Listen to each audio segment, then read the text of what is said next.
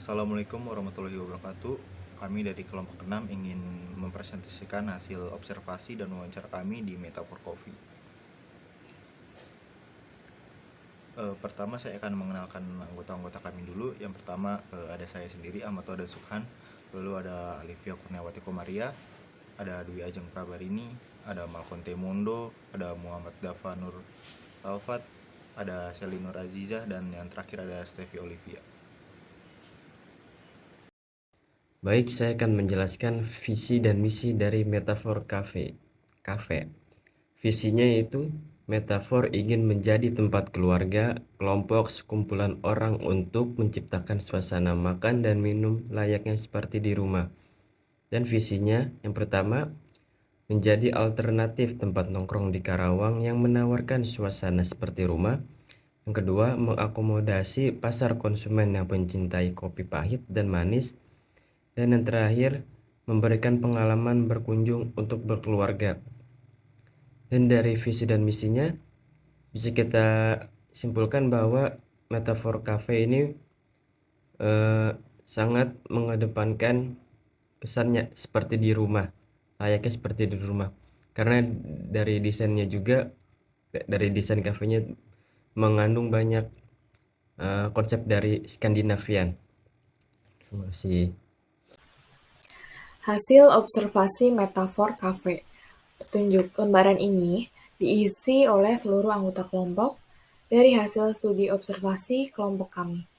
Penilaian ditandai dengan nilai angka dengan kriteria serta penilaian sebagai berikut. 7-10 itu dinilai baik, 4-6 itu dinilai cukup, 1-3 itu dinilai kurang. Berikut hasil observasi. 1. Bagaimana fasilitas yang diberikan oleh Metafor Cafe? Itu mendapatkan poin 6 yang dinilai cukup.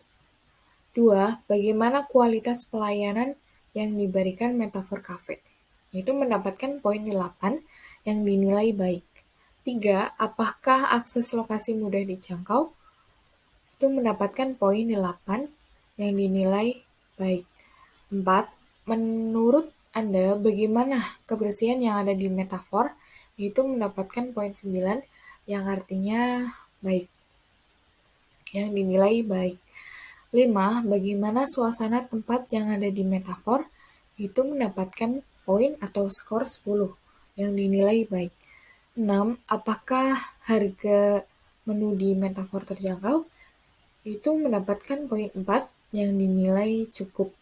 7. Menurut Anda, bagaimana cita rasa yang ada di Metafor Cafe? Apakah cocok dengan selera orang Indonesia? Itu di sini mendapatkan poin 6 yang dinilai cukup. Penilaian atau petunjuk penilaian. Penilaian ini ditentukan oleh skor yang menentukan baik, cukup, dan kurang. Lebih dari 55 itu dinilai baik, kurang dari 55 dan lebih dari 30 itu dinilai cukup.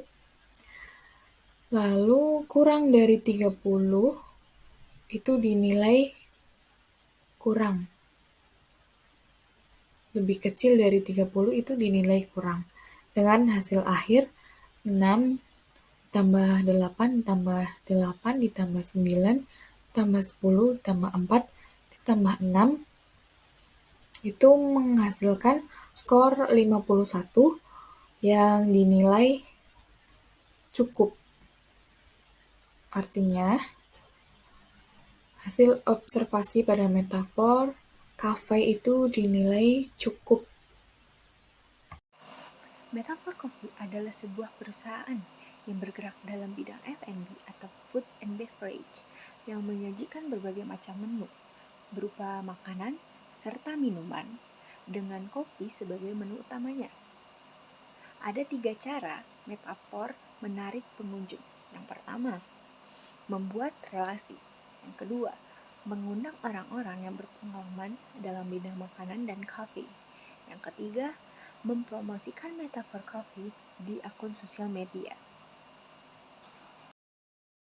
Assalamualaikum warahmatullahi wabarakatuh. Salam sejahtera bagi kita semua. Salam namo buddhaya. Om Swastiastu. Salam kebajikan. Rahayu. Perkenalkan, nama saya Malcolm Temondo dari kelas SI 22B, Prodi Sistem Informasi, kelompok 6, mata kuliah pengantar manajemen dan bisnis. Pada kesempatan kali ini, saya akan menjelaskan tentang struktur organisasi yang ada dalam metafor cafe. Yang pertama yaitu ada owner, kepala toko, konten kreator, kepala dapur, kepala bar. Ada anggota dapur serta anggota bar. Baik, pertama-tama owner. Owner itu bisa kita bilang orang yang mempunyai kepemilikan dari suatu usaha atau aset yang ada dalam aset penuh ya, yang ada dalam suatu usaha tersebut atau bisnis tersebut. Eh, jadi tugas ownernya di sini yaitu mengawasi semua semua yang ada dalam semua entitas yang ada dalam perusahaannya. Contohnya di sini ada kepala toko. Kepala toko di sini juga berperan untuk mengawasi bawah-bawahannya seperti kepala dapur dan kepala bar. Dan kepala dapur di sini yaitu tugasnya untuk membuat atau menyajikan sebuah makanan yang bisa memiliki cita rasa yang dapat atau mampu diterima di kalangan umum. Begitupun kepala bar yang dimana di sini dia menciptakan sebuah minuman atau kopi yang dimana cita rasanya bisa diterima oleh kalangan orang umum juga. Kemudian anggota dapur serta anggota bar di sini yaitu mengikuti perintah dari kepala-kepala yang ada dalam sebuah bisnis tersebut. Kemudian yang terakhir di sini ada konten kreator, di mana konten kreator di sini mempunyai peran penting dalam sebuah usaha seperti coffee shop ini ya, karena eh, konten kreator ini mengetahui gitu beberapa beberapa setiap minggunya orang yang datang ke kafenya atau usahanya dan dia juga yang menentukan ibaratkan baik buruknya tempatnya atau suasananya gitu kan.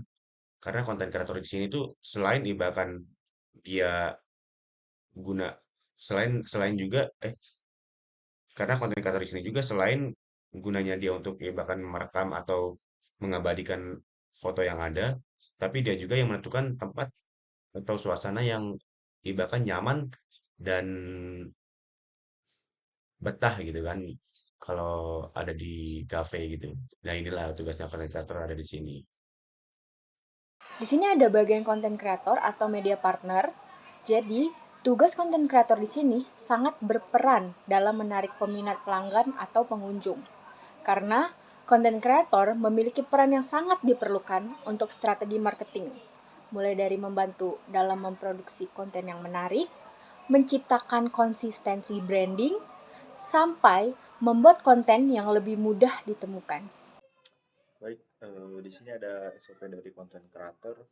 Yang pertama itu 1 minggu harus post konten sebanyak 3 kali di Instagram. Yang kedua ini membuat update story saat open dan saat close dalam sehari.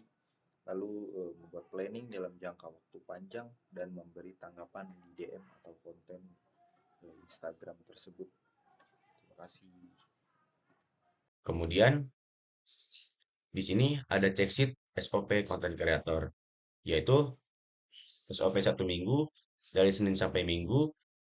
Konten kreator itu wajib ibaratkan menceklis atau mencentrang yang ada pada kolom-kolom di sini gitu. Seperti post konten 3 kalau dalam 1 minggu, hari Senin, ya atau tidak dicontreng. Kalau tidak berarti tidak usah diisi gitu kan. Dan membuat update story open atau close dalam sehari. Dia mencontreng dalam sini, membuat planning dalam jangka waktu panjang, memberi tanggapan, DM, dan konten. Dan ini sama dia dicentrang-centrang semuanya, kita cek-cek semuanya pada cek tersebut. Di kepala dapur atau executive chef adalah salah satu jabatan terpenting dari kitchen hierarchy. Tanggung jawab pokok dari executive chef sebenarnya lebih banyak daripada perihal administrasi. seperti mengecek daftar pesanan barang ke gudang, membuat menu, mengatur dan mengawasi seluruh tugas-tugas yang ada di dapur. Ada beberapa SOP dari kepala dapur. Yang pertama, membuat rencana kerja jangka panjang yang memuat tujuan kerja atau penghasilan tahunan yang menjadi harapan tercapainya tujuan tersebut. Yang kedua, mengidentifikasi apa, berapa, dan kapan untuk pembelian bahan baku. Yang ketiga, pengiriman bahan baku tiba. Membandingkan catatan jumlah pesanan dengan barang yang sudah diterima. Yang keempat, membuat laporan penerimaan barang.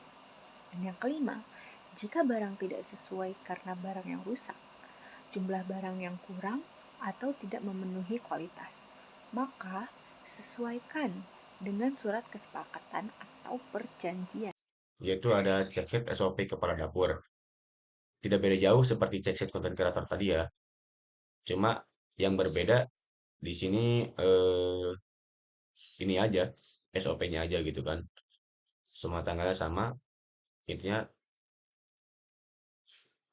regulasinya atau sistemnya juga masih sama, cara bahkan pekerjaannya, contoh-contohnya gitu kan, yaitu membuat rencana kerja jangka panjang yang memuat tujuan kerja atau penghasilan tahun yang menjadi harapan tercapainya tujuan tersebut. Di sini contohnya yang Selasa, Rabu, Kamis, Jumat, Sabtu, serta Minggu. Mungkin cukup sekian dari presentasi saya. Di sini saya akan menjelaskan sanksi melanggar SOP.